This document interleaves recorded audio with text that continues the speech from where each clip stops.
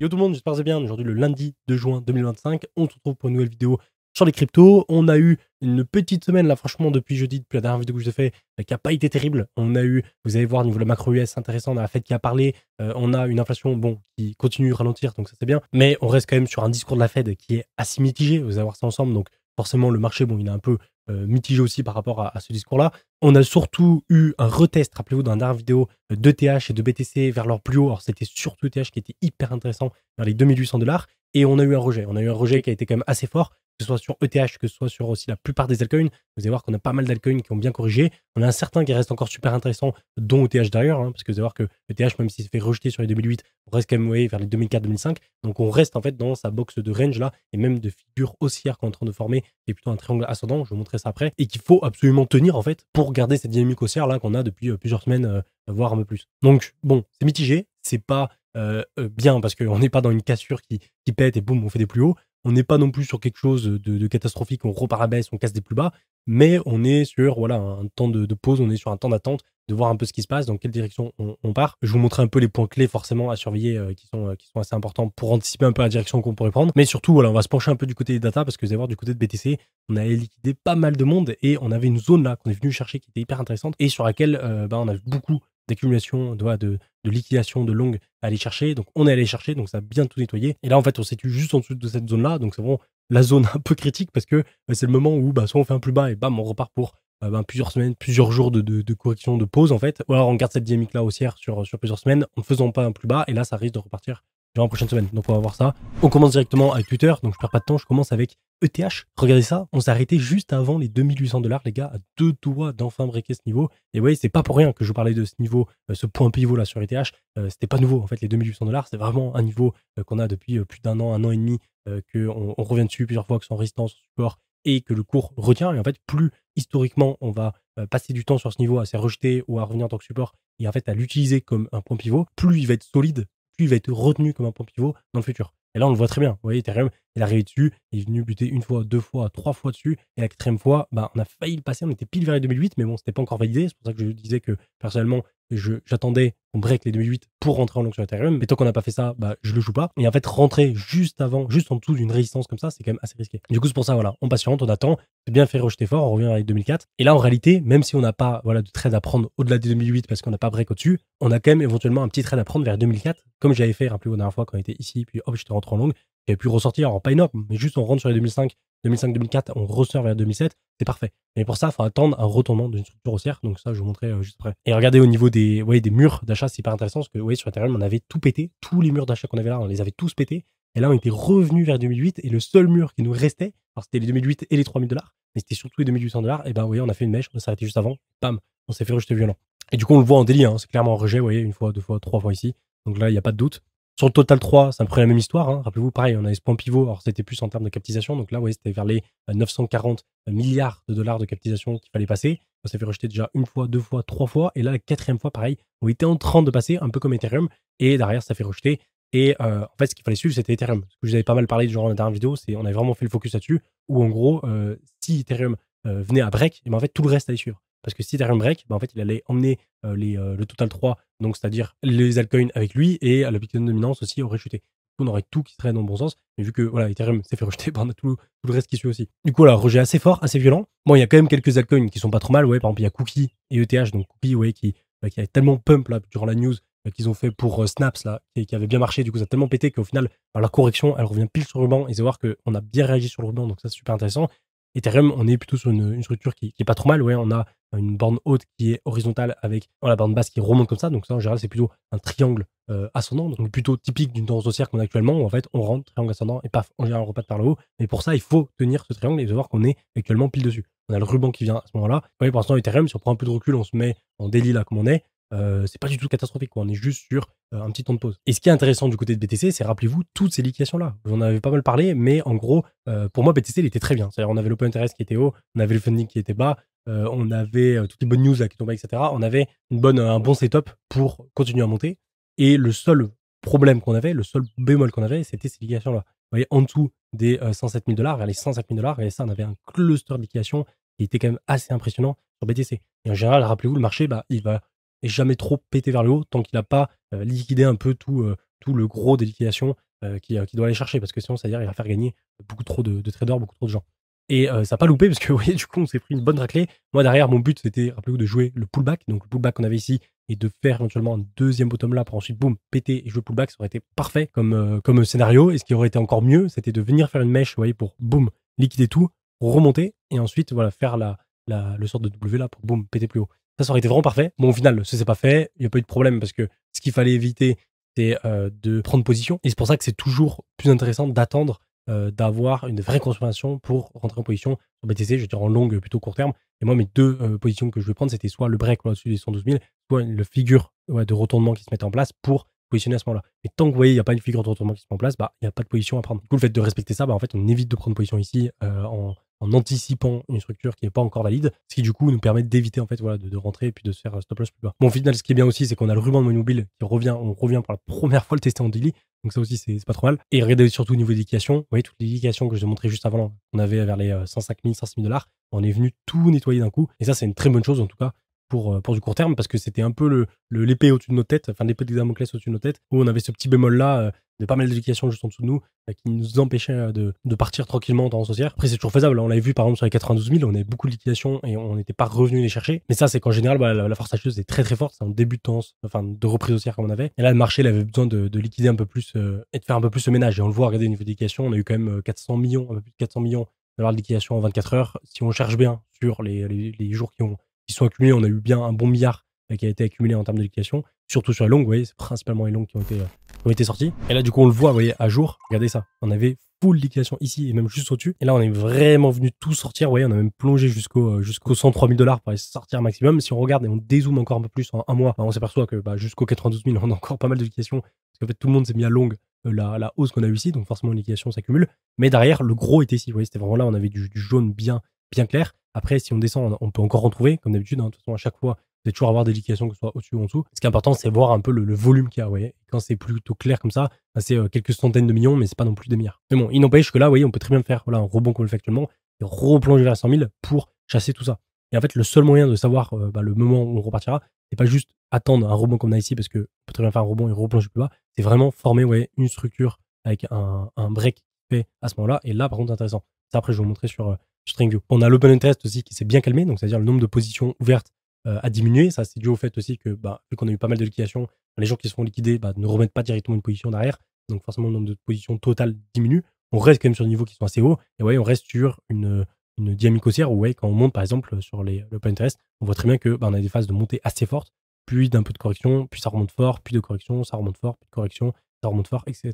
Et là, c'est la même chose, vous voyez, ça monte fort, correction, etc. Donc là, on est vraiment dans la petite phase de pause correction. Et là, on essaie de savoir si ou pas on va avoir une phase de correction plus prononcée et on revient dans le bas du range, ce qui peut être faisable pour l'été, ou alors on repart pour le break là du pullback qu'on devait faire pour grappiller les plus hauts. Et pour savoir ça, faut combiner pas mal de choses. Déjà, l'open interest. Donc, si vous voyez qu'on a une montée assez brutale qui revient, vous voyez, on fait des plus hauts, comme on a eu en fait ici, quand on commence à faire des plus hauts sur l'open interest au niveau de BTC, par ici, vous voyez, on commence à péter.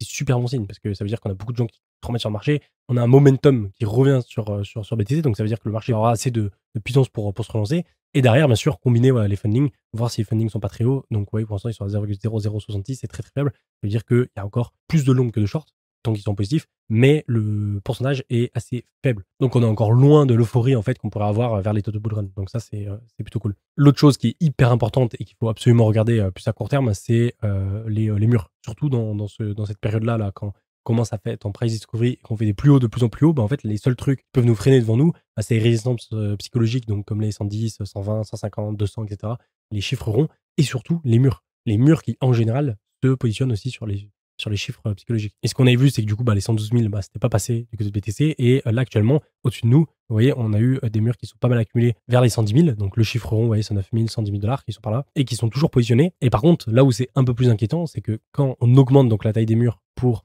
essayer de voir les plus petits, on voit que en dessous de nous, on n'a pas grand-chose non plus. C'est quand même assez léger, vous voyez. On a quelques murs ici, mais c'est très très léger, vous voyez, 240 BTC, 224, on n'est pas sur les 500, 1000 BTC qu'on a par exemple au-dessus de nous, vous voyez, on a 500 BTC, 500 BTC, 400 BTC. Là, c'est beaucoup plus léger et on a quelques murs qui nous maintiennent jusqu'à 100 000 $, mais c'est pas non plus extraordinaire. Donc c'est pour ça là, que ce niveau-là qu'on est en train de faire sur BTC, faut faut vraiment pas passer en dessous, vous allez voir en daily, parce que là en fait c'est sûrement le retour sur le bas du range. Et ça on peut le voir directement, vous voyez, sur TradingView ici. Alors j'ai mis un petit repère ici. Alors pourquoi? Parce que c'est du coup l'ancien plus bas. Vous voyez, si on se met en daily comme on est ici, bah en fait on avait donc notre tendance haussière qui est prolongée là depuis le début mai. On le voit clairement avec les plus hauts de plus en plus haut, et en fait à chaque retracement bah, on fait un petit peu plus bas, mais qui remonte plus après derrière. Vous voyez, un petit plus bas, on remonte derrière. Là ouais, on fait un petit plus bas, mais on aurait pu s'arrêter ici, il peut remonter pour continuer la tendance. Mais là, vous voyez, ça ne passe pas ici. Et en fait, on vient s'enfoncer plus bas. Donc là, pour l'instant, ça va parce que, vous voyez, on est au-dessus de ça. Mais à partir du moment où on va break ce niveau-là, on va vraiment passer du coup dans une autre dynamique où là, bah, cette fois-ci, on n'est plus dans la dynamique haussière qu'on était avec ouais, des plus bas de plus en plus haut et on continue comme ça. Et on passe dans la dynamique où bah, là, on inverse la tendance et on fait ouais, des plus bas de plus en plus bas, etc.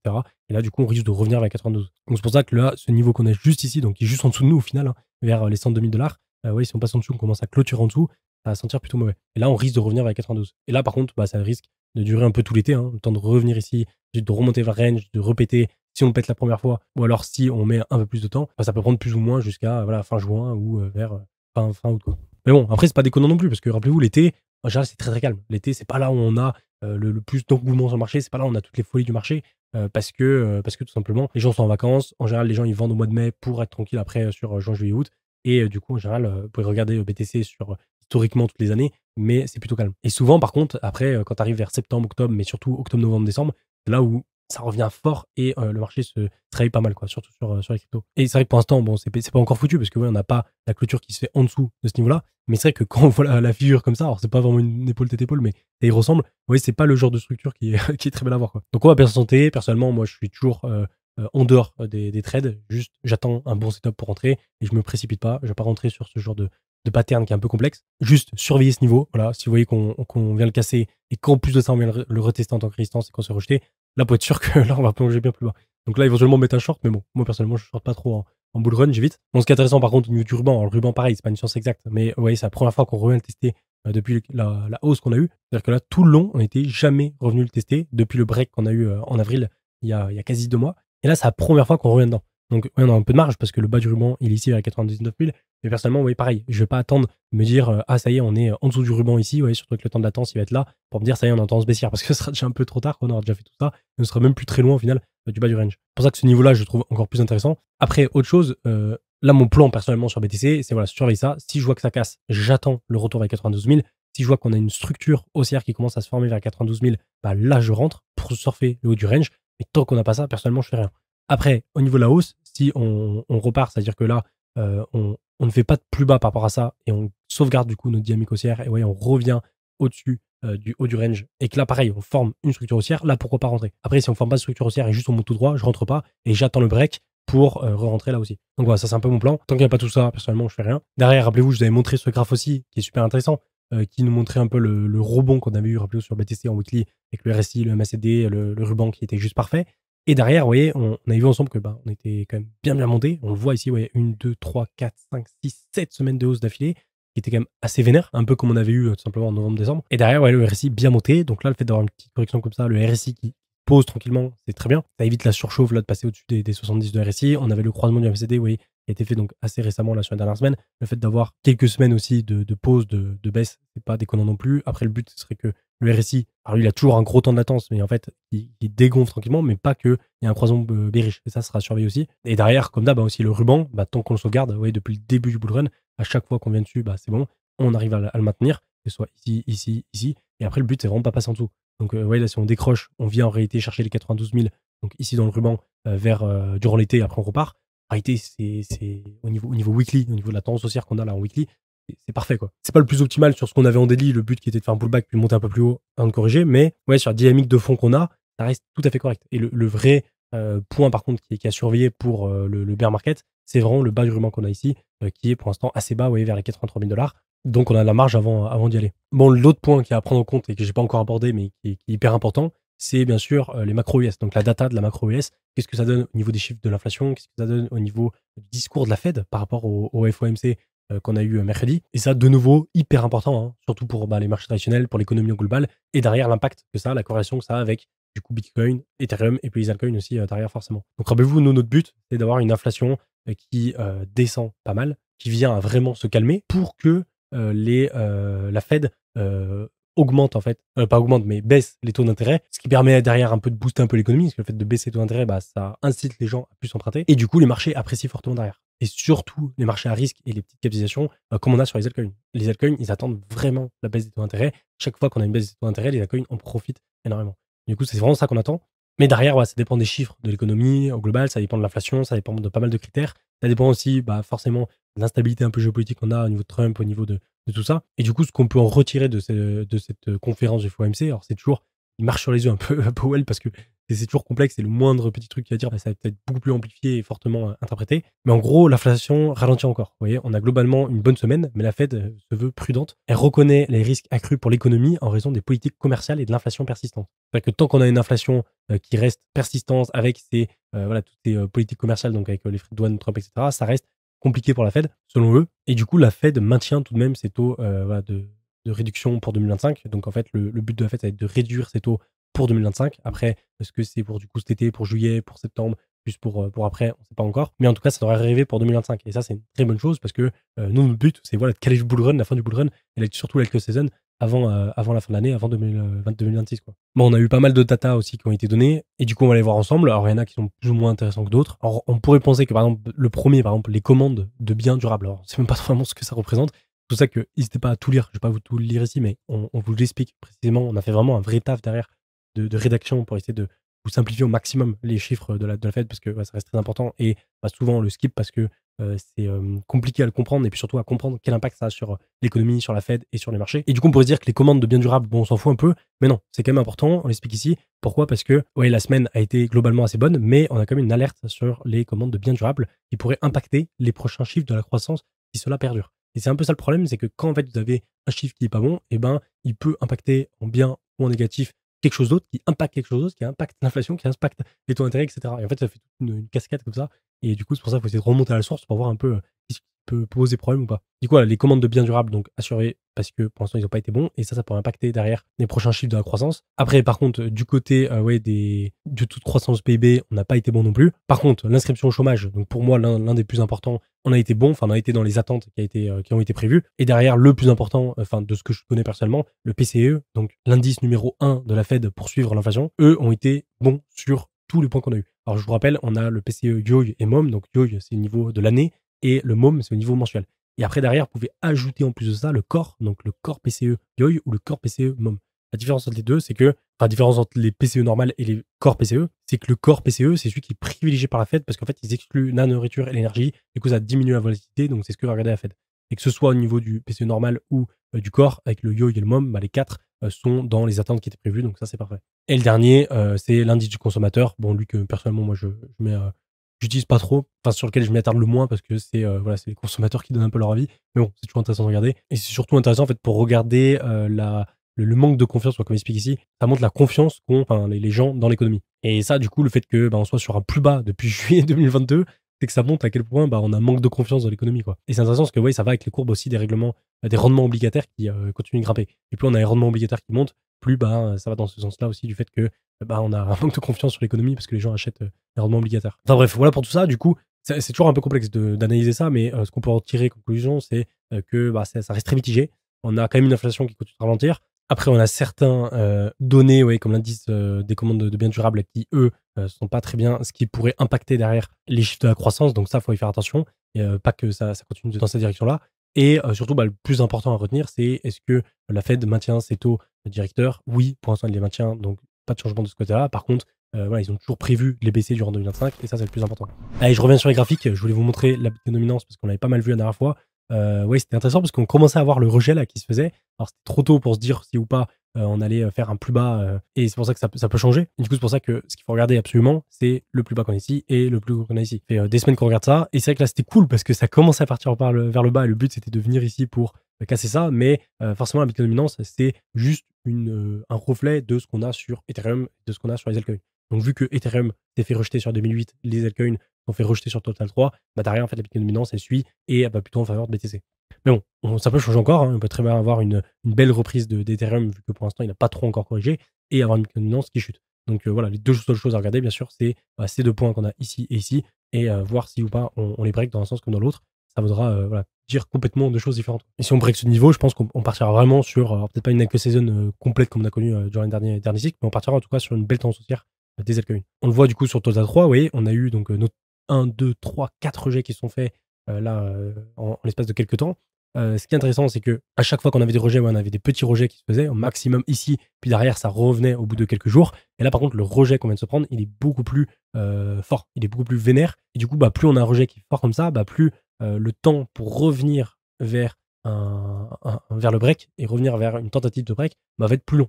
Et du coup, ça risque de durer plusieurs semaines avant d'y retourner. Donc voilà, on va patienter. On a certains altcoins quand même qui se sont bien sortis. Vous voyez, Cookie, qui je trouve s'en sort super bien pour l'instant. Parce que si on met le ruban en plus, vous voyez, malgré la correction qu'elle a eue, en fait, c'est parfait. Vous voyez, il a break son ruban ici, on est venu pullback là. Rappelez-vous, moi j'étais rentré sur ZoomX en trade sur Cookie. Au moment où on était revenu sur son pullback, au moment où on était revenu sur son ruban, du coup c'était parfait parce que j'ai pu rentrer là et bam, ça a explosé. Derrière, je ne suis pas sorti parce que mon but de jouer la dynamique haussière un peu qu'on avait ici sur Cookie et de jouer toute la tendance et pas de jouer uniquement le rebond qu'on a là. Et vu que j'ai mon entrée qui est là et qu'on stop loss ici, en fait, il faudrait vraiment qu'on vienne casser la dynamique et qu'on parte vraiment à la baisse pour que je me fasse sortir. Du coup, c'est pas forcément ce que je joue. Derrière, ce qui est intéressant, c'est que vous voyez, la correction qu'on a fait, elle est proportionnelle par rapport à la hausse qu'on a ici, donc c'est nickel. Et derrière, en plus, on vient s'appuyer dans le ruban, et dès qu'on vient dans le ruban, boum, on retrouve un peu de rebond, donc ça, c'est super. Qui n'a pas trop souffert, et ça, c'est bon signe, parce que ça veut dire que si vous avez un marché comme ça qui dévisse pas mal, enfin, sur les altcoins, vous voyez, sur Total 3, le graphique, il était plus en mode, on vient tester, et là, bam, on s'est fait rejeter, ouais, on est plus là. Alors que Cookie, on est plus, on est ici, quoi. On est plus sur une dynamique qui est haussière, et sur une correction qui est moins forte. Et du coup, ça c'est bien parce que dès que le marché va se relancer, ça va être l'un qui aura le plus de la force acheteuse et donc qui va le plus monter. Et t'en as d'autres comme ça, hein. T'as tout ce qui est BGB, TAO, etc. qui sont pas mal. Alors il y en a d'autres par contre qui sont beaucoup plus décevants. Vous voyez, ATR, il m'a vraiment déçu de chez déçu là. Alors pas sur le projet et pas sur le moyen terme, mais sur le court terme, je suis vraiment déçu parce que ils ont fait de la communication, il y a eu un peu de marketing, il y a eu tout le marketing qu'ils ont mis en place, même au niveau anglophone, etc. Ils ont essayé de faire pousser un peu leur projet. Derrière, les rafles, tout ça, c'est ultra bien passé. Même moi, j'ai gagné une Rolex avec leur système. Bref, il y a tout qui va bien, mais le token, forcément, il est encore très peu capitalisé. Il a 20-30 millions de capitalisation, donc forcément, il est très volatile. Mais derrière, vous voyez, on n'a pas pu maintenir le break qu'on avait ici. On avait fait le pullback sur le ruban qui aurait été parfait à ce moment-là. Et finalement, on passe en dessous. Et regardez, ce qui est fatal, c'est qu'on passe en dessous, on revient tester le ruban en tant que résistance, et boum, on se fait rejeter. Et là, du coup, on va plus profond. Bon, après, si on dézoome, comme d'hab, c'est proportionnel là aussi. Vous voyez, on monte très fort. On corrige à peu près proportionnellement. Si on prend les Fibo, je pense qu'on doit être dans la zone des 0,618, donc ça devrait être bon. Et après, derrière, le but, c'est pas d'aller plus profond pour remonter. Et là, pareil, niveau à pas casser, c'est celui-là. Si vous voyez, on casse celui-là, là, on part en dynamique beaucoup plus baissière. Mais pour l'instant, tant qu'on reste au-dessus, on reste dans cette dynamique baissière à moyen terme. Mais c'est vrai qu'à court terme, il était quand même un peu décevant. Après, il y en a d'autres comme ETH qui ont très très bien tenu. Regardez ETH, comparé à Terre que je vous ai montré avant, ou même Cookie qui était bien mieux, ou même le Total 3, la plupart des altcoins qui ont bien corrigé. ETH, pour l'instant, il reste nickel. Et ça, c'est le plus important parce que ETH, c'est lui qui a donné un peu la dynamique aussi pour la suite. Et du coup, malgré le fait qu'on soit fait rejeter une fois, deux fois, trois fois ici, pour l'instant, vous voyez, la structure, elle tient. On n'a pas de plus bas par rapport à ce qu'on avait ici. Pour l'instant, on reste dans notre dynamique haussière en daily avec un petit temps de pause qu'on a depuis quelques semaines. Et regardez, en plus, le ruban, vous voyez, on vient à peine le toucher là, actuellement, parce qu'on est tellement monté avec le temps de latence qu'on a. Le ruban, on vient à peine dedans. On a encore de la marge avant de venir avec 2003 qui est le bas du ruban. Bon, ce qui est intéressant du coup par rapport à cette figure, hop, si on met les lignes, vous voyez, c'est que du coup, on a le haut ici qui est plat avec le bas qui remonte. En général, c'est plutôt le genre de structure haussière qu'on a en tendance haussière. On monte, tac, tac, on forme une petite phase d'attente. On vient marteler un peu la résistance ici, puis au bout d'un moment, boum, ça casse, et là on pète. Bon, derrière, ça peut se passer autrement. Hein. Si on comment Bitcoin réagit, s'il revient, je vous montrais avant, en dessous de son plus bas là, et qui vient chercher 92 000, forcément, ETH assure aussi. Mais pour l'instant, je trouve que par rapport à BTC, même, il résiste plutôt bien. Et du coup, là, ce qu'il faut surveiller, c'est la clôture des lits. Vous voyez, la clôture des lits qu'on a aujourd'hui aussi va être assez importante, même si derrière, hop, on décale et on reste comme ça reste OK. Mais derrière, faut pas faire une clôture des lits plus basse que ce qu'on avait, par exemple, ici. Et vous voyez, là, sur Ethereum, du coup, ça peut être intéressant, éventuellement. Vous voyez, sur BTC, comme j'expliquais, j'ai pas de trade à prendre. J'ai pas envie de prendre une position parce que c'est trop risqué. Il n'y a pas de signaux qui sont intéressants pour rentrer dessus. Par contre, sur Ethereum, ça peut être intéressant. Là, sur le niveau, le bas de range qu'on a ici, vous voyez, à chaque fois, si première position, ici, hop, où j'ai ça, là, hop, où j'ai ça, là, pareil, hop, moi, c'est ce que j'ai joué la dernière fois, ouais, j'ai joué ici. On va juste prendre mes petites trades ici à chaque fois, permet de récupérer un peu de gains, c'est cool. Mais derrière, attention, faut pas faire de conneries, c'est-à-dire, faut pas rentrer là, ouais, par exemple. Faut attendre d'avoir un retournement de tendance pour rentrer et jouer le mouvement. Ouais, par exemple, la dernière fois, on est venu ici, on a fait un premier creux, on est venu chercher un deuxième creux, on a fait une sorte d'épaule tête-épaule inversée. Là, on est venu monter, ensuite on a commencé à former le deuxième creux, et du coup là c'était intéressant parce qu'on avait une structure qui se mettait en place. Du coup, j'ai pu rentrer là, hop, au moment du break ici, et après derrière, jouer toute la hausse pour ressortir à ce moment-là. Là, c'était intéressant. Mais tant qu'on n'a pas ça, en fait, rentrer ici, peut-être c'est le bottom, mais derrière, on ne sait pas si ça va être encore plus bas. Du coup, même chose. Là, vous voyez, en H4, pour l'instant, on n'a pas forcément de structure qui se met en place, mais si vous voyez que on commence à faire une inversion de tendance, un truc dans ce style, là, ça peut être intéressant de regarder pour se positionner, pour jouer le mouvement qu'on peut avoir ici. Pour l'instant, c'est pas le cas. De toute façon, si je me positionne, je vous tiendrai au courant sur Twitter. Et en parlant de ETH, vous voyez, ETH BTC, qui résiste plutôt bien. Vous voyez, on a, c'est pas non plus la folie, on n'a pas un pump énorme ici derrière, mais on a quand même voilà, le niveau plus bas qu'on avait fait ici il y a quelques jours qui tient. Et la correction qu'on a fait là récemment, bah oui, c'est pas dégueu. On n'a pas un ETH comme on l'a connu durant les dernières années qui, à chaque fois, vous voyez, à chaque pump, bam, il redescend, bam, il redescend, bam, il redescend, bam, il redescend. On n'a plus ça. Là, on a vraiment un ETH qui voilà, corrige, mais qui stabilise et on n'est pas sur voilà, un truc comme ça.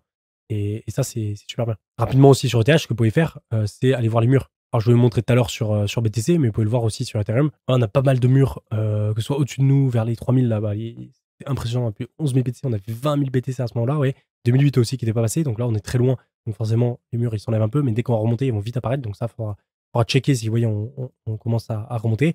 Derrière, ce qui est intéressant, c'est regarder plus à court terme là, qu'est-ce qu'on a en dessous et au-dessus de nous. Vous voyez, juste au-dessus de nous, on a un petit ici quand même, enfin petit, quand même assez gros vers les 2005, 7000 BTC. Mais en dessous de nous aussi, c'est super intéressant parce que vous voyez, on a 7000, 8000 BTC qui nous attendent. Juste en dessous, encore 10 000 BTC, c'est énorme. Et ensuite, ça continue jusqu'aux 2300 $, où là, on a 15 000 BTC, c'est juste abusé. Et d'ailleurs, je crois, les 2300, c'est le bas du ruban. Donc ça, c'est intéressant. Et ensuite, vers les 2002, bon là, c'est n'importe quoi. Vous voyez, on a peut-être, je sais pas, 30 000 BTC qui nous attendent. 23 000 là sur les 2255, c'est n'importe quoi. Attention tout de même, vous voyez, les murs qui viennent d'apparaître comme ça, avec des grosses sommes, vous voyez, comme 11 000 ETH, ça peut être du spoofing. C'est-à-dire, ça peut être des faux ordres qui sont mis juste pour faire genre, manipuler un peu, et que les gens pensent qu'il y a un ordre d'achat qui va être enclenché, alors qu'en fait, ils l'enlèvent juste avant. Mais plus on en a, plus le spoofing peut être mis de côté. Et du coup, là, c'est hyper intéressant parce que, en fait, vous voyez, toute cette zone-là, c'est un peu la zone que je vous ai montré juste avant avec la clôture daily voilà, sur le plus bas là qu'on a ici. Alors là, je suis en 4 heures, mais en daily, c'est à peu près ce niveau là, je crois, les 2400 $, où on a la clôture daily. Pareil, ouais, en H4, hein, c'est un peu le niveau clé à pas passer pour garder cette phase de range qu'on a ici, et même voilà, le triangle ascendant que je vous montrais juste avant. Et donc, ça peut être bien défendu par ces ordres-là, donc ça, c'est plutôt une bonne chose. Allez, je finis avec le commentaire du jour de King's Rise qui me dit: j'aimerais vraiment savoir pourquoi tu trades sur autant de plateformes différentes. Ça, je vais déjà expliquer, mais on me la pose souvent cette question. Alors pourquoi? C'est vrai, pourquoi j'utilise pas, par exemple, je sais pas, juste Bluffin? Pourquoi j'utilise, j'utilisais BitGet avant, maintenant j'utilise ZoomX, j'utilise Bluffin, des fois j'utilise Pemex, j'utilise pas mal de plateformes. Alors il y a plusieurs raisons à ça, mais déjà, première raison, c'est pour la sécurité, même si bon, j'ai pas tous mes fonds sur les exchanges parce que voilà, comme on l'a vu avec FTX, on peut toujours avoir des problèmes. En fait, le fait de disperser sur mes fonds sur 3 plateformes différentes, si j'en ai une qui me ferme, comme on a eu avec FTX, même si bon, il y a peu de chance, imaginons ça arrive, et j'en ai 2 autres où j'ai quand même de l'argent dessus. Du coup, je perds pas tout mon capital trading à cause de ça. Ça, déjà, c'est la première chose. La deuxième chose, c'est parce que j'ai des fonctionnalités que j'ai sur certaines plateformes que j'ai pas sur d'autres. C'est-à-dire qu'il y a des choses que je cherche sur Femex, que je cherche sur ZoomX, que je n'ai pas chez Bluffin, et inversement, des trucs que j'ai chez Bluffin, que je ne trouve pas chez ZoomX, chez BitGet, etc. Du coup, c'est pour ça que je m'ouvre plusieurs plateformes. Et personnellement, moi, je kiffe m'ouvrir plusieurs plateformes sur différentes plateformes pour toutes les tester et voir celles qui me conviennent le mieux par rapport à ce que je veux faire. Et ensuite, du coup, plus en privilégier une qu'une autre. Actuellement, je pense que je suis plus sur Bluffin. J'utilise plus Bluffin parce que c'est celle qui me correspond le mieux par rapport à ce que je fais actuellement. Après, derrière, je sais que ça peut changer. Si Bluffin, en fait, je suis pas dépendant de Bluffin. C'est-à-dire que si Bluffin, ils ajoutent une fonctionnalité qui me plaît pas, ou ils changent quelque chose, ou je sais pas, ils font comme Bybit, ils interdisent aux Français, je peux bouger direct sur ZoomX ou sur une autre plateforme que j'utilise parce que voilà, je les ai déjà pris en main, j'ai déjà un compte dessus. Et du coup, c'est plus pratique. Et puis derrière aussi, alors pour l'instant, c'est pas le plus intéressant parce que les altcoins, voilà, je rentre sur quelques altcoins, mais c'est pas là où je m'y mets, je mets le plus de temps, plus d'énergie, enfin surtout le plus de capital et de trade. Plus focus sur BTC-ETH. Mais quand il y a l'alcool season qui va démarrer, je suis très content d'avoir plein de plateformes différentes parce que le truc, c'est des fois, je cherche une crypto et en fait, je vais faire ZoomX, je vais faire BitGet, je vais faire Femex et elle va être sur aucune des deux, puis elle va être sur Bluffin par exemple. Ou inversement, je trouve une crypto qui sera par exemple que sur ZoomX. Et du coup, le fait d'avoir plein de plateformes différentes, et quand il y a une crypto que je veux trader en levier, j'ai plus de chances de la trouver sur l'une de ces plateformes que j'ai, au lieu d'être que sur une seule. Et du coup, là, c'est pour ça que je vous invite à faire pareil. Si jamais vous n'êtes pas encore inscrit sur les plateformes de trading, vous pouvez tester, vous inscrivez, je vous mettrai l'inscription. Vous avez ZoomX, Bluffin. Juste déjà, vous en ouvrez 2, vous testez ZoomX et Bluffin. Vous allez voir ces 2 plateformes qui sont quand même différentes. Alors, elles se reprochent tous, mais elles ont quand même des petites fonctionnalités qui sont différentes, même dans la façon de poser vos trades, etc. Et après, du coup, vous pouvez tester les 2 et voir celle qui vous convient le mieux. Et après, vous pouvez utiliser plus une qu'une autre. Ou utiliser 2, moi, comme je fais aussi, ou au moins ça permet de split vos capitales et de pas tout mettre sur une seule plateforme. Donc voilà, j'ai fini pour aujourd'hui. J'espère que la vidéo vous aura plu. Petite conclusion rapide. En gros, il faut surveiller vraiment le niveau bas là qu'on a sur BTC vers les 102 000 $, qu'on casse pas ce niveau parce que sinon là on risque de revenir en bas du range. Et là par contre ça risque de durer plusieurs semaines et puis ça va pas être fou parce qu'en fait on va juste avoir de la baisse. Donc il faut surveiller ça. L'autre chose bien sûr à surveiller, c'est Ethereum. Si vous voyez que Ethereum garde sa dynamique haussière là qu'on a à son range et sa structure là, son triangle ascendant, ça c'est excellent. Et derrière ça pourrait relancer un peu le total 3. Donc ça aussi, c'est à surveiller. Et l'autre chose, bien sûr, aussi, c'est le macro US. On vous en parlera encore sur Twitter par rapport à l'inflation, par rapport à ce que dit la Fed. Là aussi, ça va être assez impactant pour le marché. Donc, ouais, j'espère que ça vous aura plu. N'hésitez pas à passer en inscription et à me dire en commentaire qu'est-ce que vous en pensez.